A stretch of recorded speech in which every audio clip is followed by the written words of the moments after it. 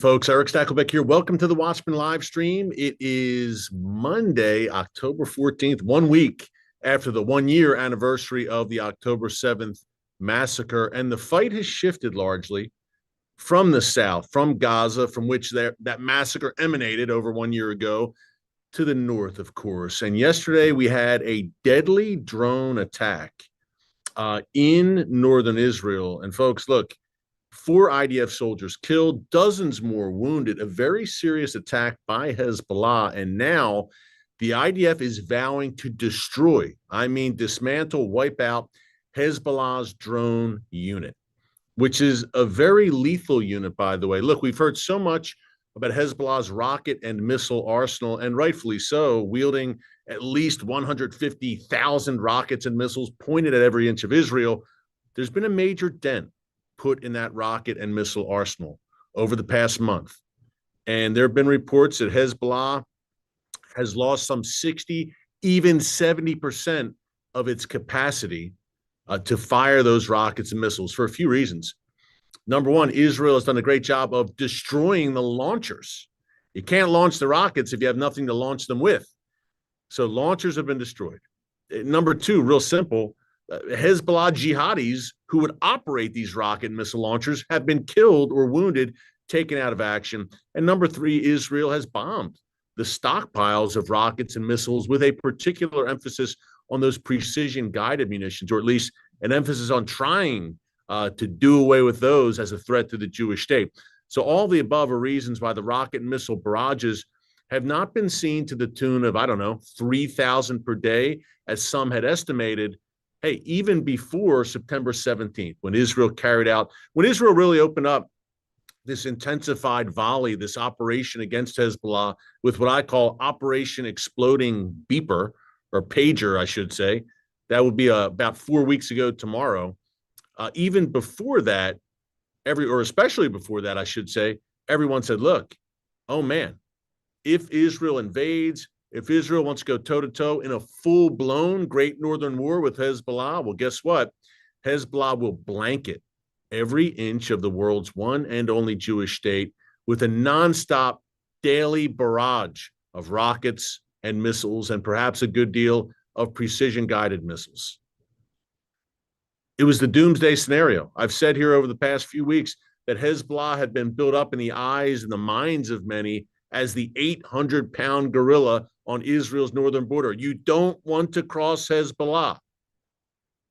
And then Operation Exploding Pager happened, and then Operation Exploding Walkie-Talkie, the sequel, 1 day later, Nasrallah taken out. Hezbollah's entire Radwan unit taken out.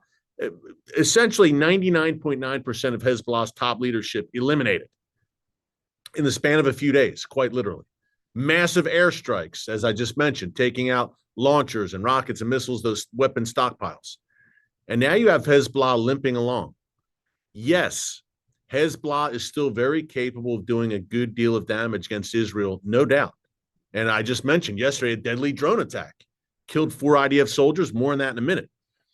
But this is not the Hezbollah, the 800-pound gorilla, so to speak, that's raining down thousands per day. Could you imagine 3,000 per day raining down? Not only, there were scenarios where, you're not only hitting the north, you're not only hitting Tel Aviv, Jerusalem, you're hitting a lot.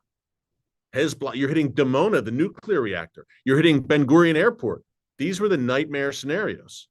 And thank God, and I say that quite literally because I believe the God of Israel has gone ahead of the IDF over the past several weeks, and really fought these battles.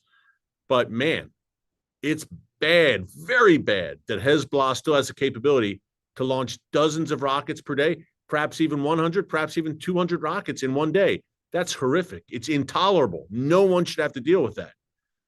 But when you take the larger view, 100, 200 compared to 3,000 per day, none of it's good. But I'll tell you, it could be a lot worse if Israel didn't take the steps it took beginning September 17th with Operation Exploding Pager, no doubt. And yet, just as Israel has Hezbollah on the ropes, the U.S., predictably, the Biden-Harris administration, continue to push for a ceasefire. that will leave Hezbollah alive to fight another day and just kick the can down the road. Because you know if there's a ceasefire now and Hezbollah is still reasonably intact, they're going to rebuild with help from the Iranian regime, and they're going to do it all over again. By doing it all over again, I mean establishing a beachhead on Israel's northern border out of southern Lebanon. We know how this script ends. We've seen it time and time again in Gaza. That's why it's so important for Israel to finish the job and crush Hamas decisively once and for all. Not to mention the other Iranian proxy operating in Gaza, Palestinian Islamic Jihad. Because if Israel lets up, then Hamas will rebuild. Same with Hezbollah. And we saw it campaign after campaign over a 15-year period, roughly, before October 7th. Israel, Hamas, and Islamic Jihad going toe-to-toe. It seemed every few weeks or maybe every few months, there's some massive flare-up out of Gaza. Hamas fires 1,000 rockets in a day. Islamic Jihad. I remember being there in November 2018 in the midst of a Palestinian Islamic Jihad rocket onslaught that lasted about 48 hours. I remember being in the town of Sderot and running to a bomb shelter. You may have seen the footage here in the newscast on the Stakelbeck Tonight Show. We've shown it over the years of me in the bomb shelter in Sderot. Not a very pleasant memory, but I'm actually glad that I experienced it because it gave me a better sense of what Israelis deal with every single day as they're running the bomb shelters. But Hamas, Islamic Jihad, they were pounded. They licked their wounds for a few months. Then they're back at it again. Hezbollah will do the same thing. And remember, if there's let up, if there's a premature ceasefire, because remember, Hezbollah, its capabilities are miles, a quantum leap beyond what Hamas and Islamic Jihad have ever had. And if they can rebuild, and Hezbollah has this direct pipeline from Iran through Syria into Lebanon, you better bet they'll rebuild. And the key point here, and I've said evil is arrogant. I've said this over the past few weeks. Evil is arrogant. And we've seen that with Hezbollah. Their arrogance has been their undoing, Hezbollah. We've seen it time and time again. Evil is quite stupid many times. Also, I show you Hezbollah, who not only arrogant, but continue to kind of put themselves out there and be in and around Beirut, even after numerous massive Israeli airstrikes. Not very bright. But what's the other word? Evil, you could say, I don't want to say relentless, because relentless could be a compliment in certain context, of course. Evil is obsessive, and because it's demonically driven, they're so obsessed that basically, here's a way to put it.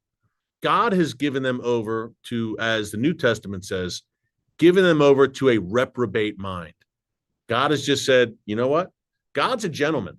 As my pastor said yesterday, God's a gentleman. He's not going to force himself on you and impose himself on you and say, you must worship me or else.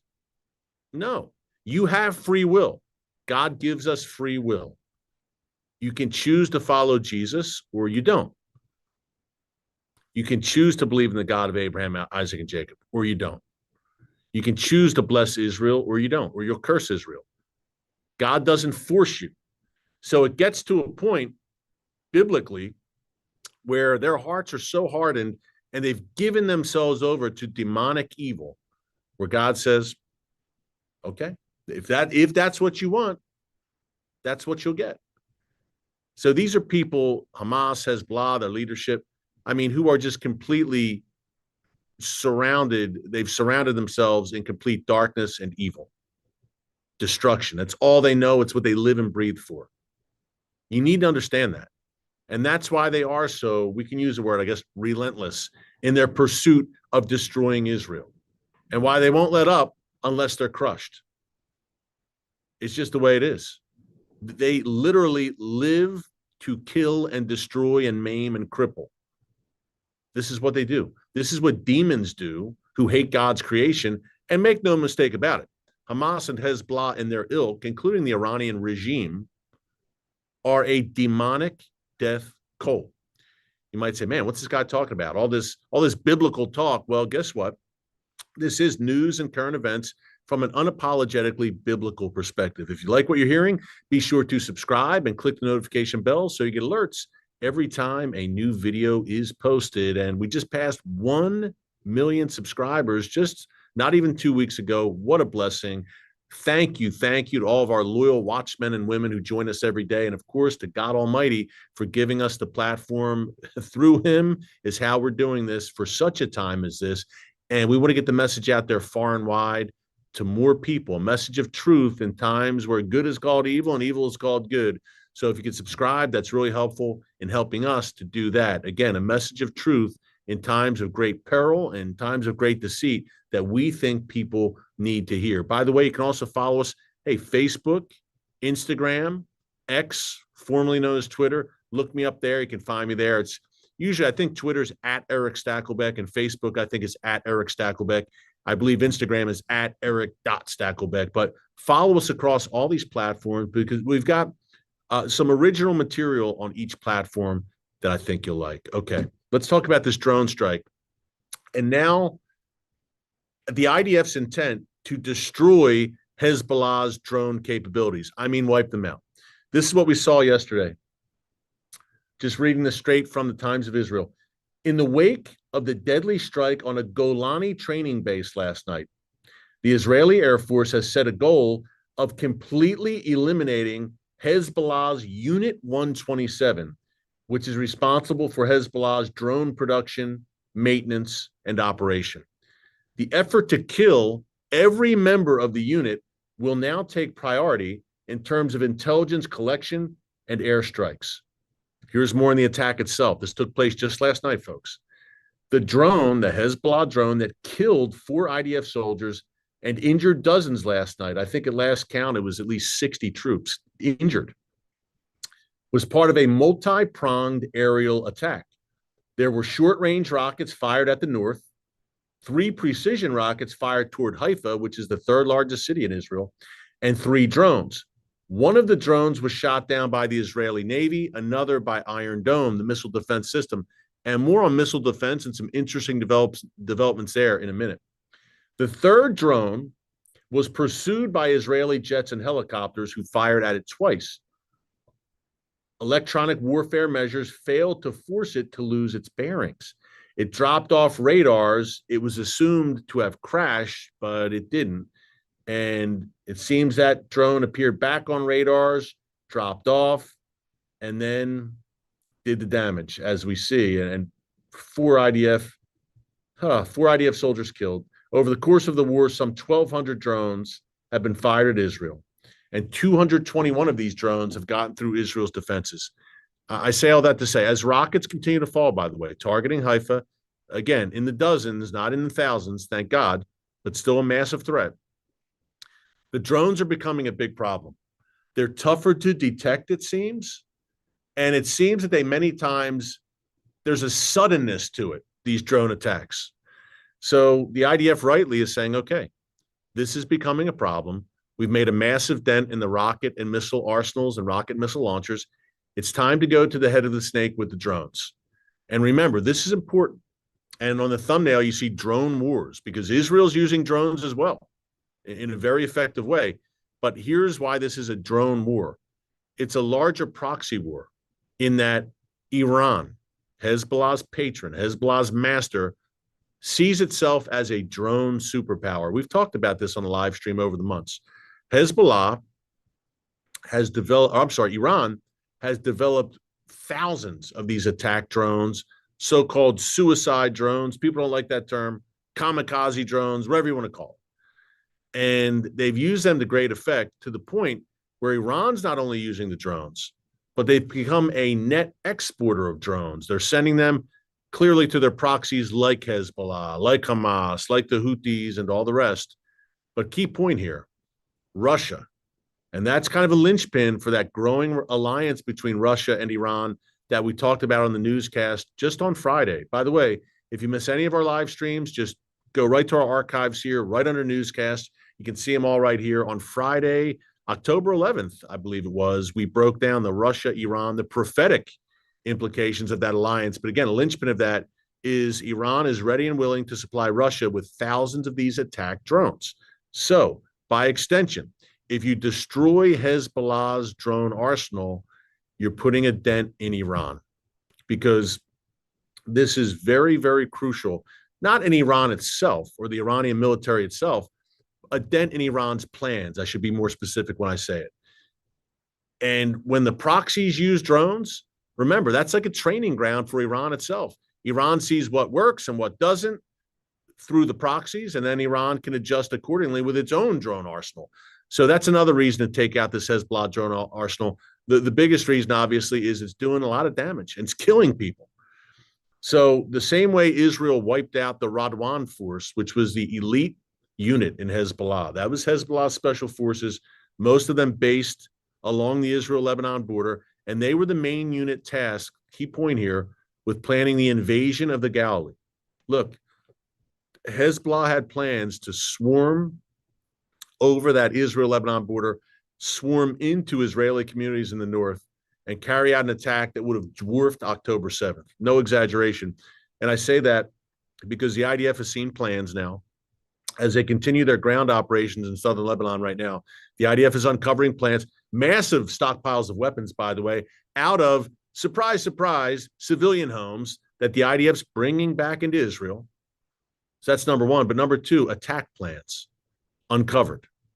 And what Hezbollah planned to do, again, grandiose plans, but October 7th seemed grandiose at first and unattainable too, and then Hamas did it. By the way, Hamas had even bigger plans. There's some documents also that have been captured in Gaza. Hamas had plans to take down skyscrapers in Tel Aviv, to extend the attacks throughout Israel. October 7th, in Hamas's mind, at least their wish list, was that, number one, it would have been magnitudes bigger than what it was, which killed 1,200 people, so pretty bad, and dragged 251 more into captivity. But they wanted it to be bigger. But they seemed just impatient. Seems like they moved. And number two, they wanted Iran and Hezbollah to get involved directly, to ignite the entire ring of fire at the same time. That was the ultimate plan. And Hamas got ahead of schedule, apparently. And Iran helped in the planning of this, and they were aware of it, Iran and Hezbollah, but they didn't know, apparently, that Hamas was going to pull the trigger that day on October 7th, because the plan, again, was for all of them to do it at once. Iran, Hezbollah, Hamas, Houthis, Shia militias in Iraq and Syria, stir things up in the biblical heartland of Judea and Samaria, also known as the West Bank. We call Judea and Samaria here on the Watchman. But Hamas went a little early, and two reasons they did that, two main reasons. Number one, the unrest in Israel at the time, the political unrest, the mass protests. Israel was a house divided. Well, Hamas succeeded in uniting the people of Israel. That's one thing. But they wanted to take advantage of the disarray in Israel and the discord among the people. And number two, they wanted to put a nail in the coffin of a potential Israel-Saudi peace deal. For the time being, at least, they accomplished that. But I think that deal will happen eventually, and that may have all sorts of prophetic implications that we can discuss another day. But I thought that was an interesting tidbit to share with you about Hamas's larger plans and Hezbollah's larger plans, which brings us larger plans. It's a larger war. There's a larger hand behind this all. I bring you the Iranian regime. Where is Iran in all of this right now? You might say, Eric, look, it was 13 days ago that Iran conducted the largest ballistic missile attack ever against Israel, close to 200 ballistic missiles fired at Israel. And thank God, the vast majority were intercepted or fell into open fields. No Israelis were killed. One Palestinian man, sadly, was killed in Jericho by shrapnel. And there was damage, no doubt. But miraculously, just as in April 2024, Israel escaped from these Iranian barrages largely unscathed, but certainly committed to making sure it never happens again. And one big part of that is striking Iran directly. And where are we with that? A lot of people ask me, when's Israel going to do it? It's been 13 days. They haven't struck back yet. Well, you had Rosh Hashanah. You had Yom Kippur. Sukkot, I think, begins on the 16th. So that's on Wednesday. Sukkot lasts from the Feast of Tabernacles, another name for it. Sukkot lasts from October 16th to October 23rd, if I'm not mistaken.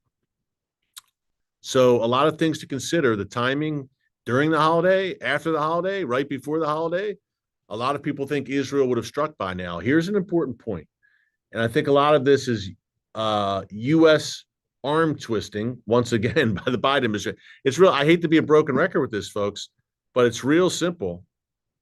Let's see here. I want to pull this up for you. Here it is. I just want to get the correct numbers for you out of the Times of Israel. It's real simple. Israel delayed going into Rafah in Gaza to finish the job there. It delayed going into Lebanon to finish, to not finish, but try to finish Hezbollah. It's delayed so many operations over the past year because of relentless, this is an appropriate use of that word, relentless Biden-Harris pressure.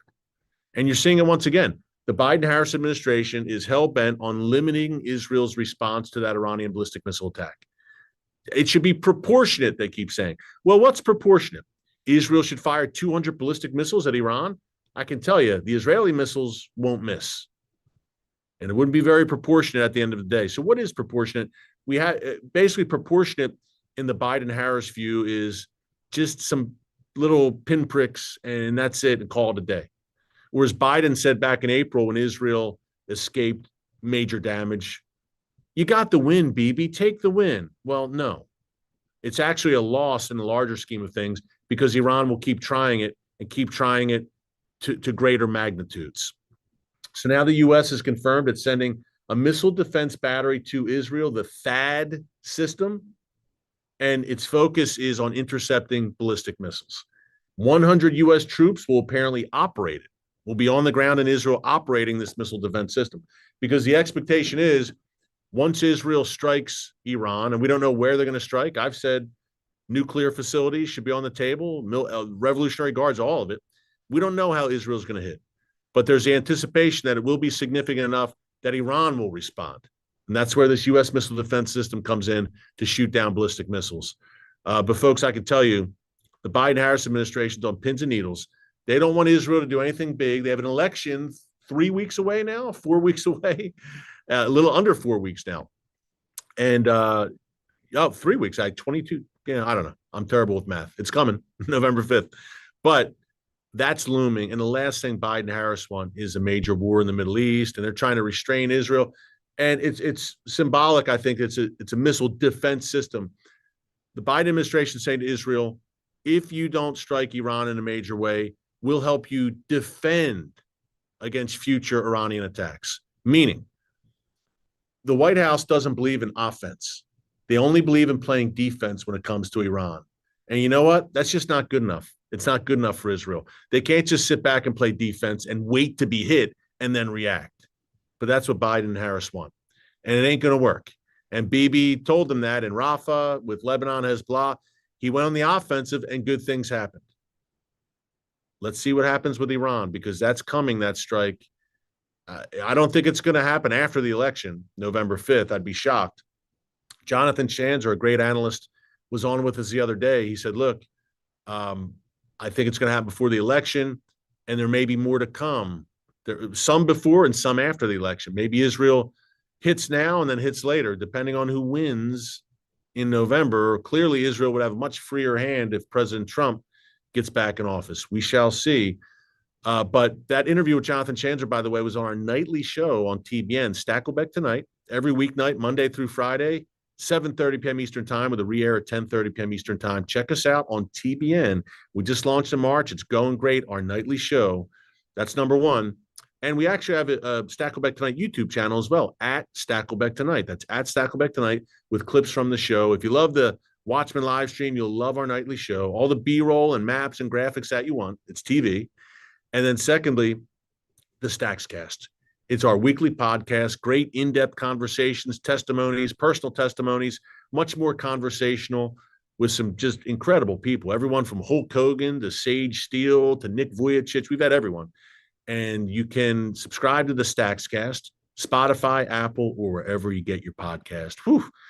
Man, I got to run to an appointment right now, an important one. But folks, this was great. A little shorter today, a little earlier than we usually do, but we should be back on target, 4 p.m. Central, I'm guessing tomorrow. Until then, keep it all in prayer. Remember that God's on the throne, so be encouraged. God bless you.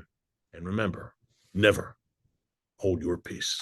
Hey everyone, thanks for checking out the Watchman Newscast. Make sure you hit the subscribe button so you never miss an upload, and tap the bell icon so you're notified every time a new video is posted. And don't forget to share your thoughts, insights, and comments below.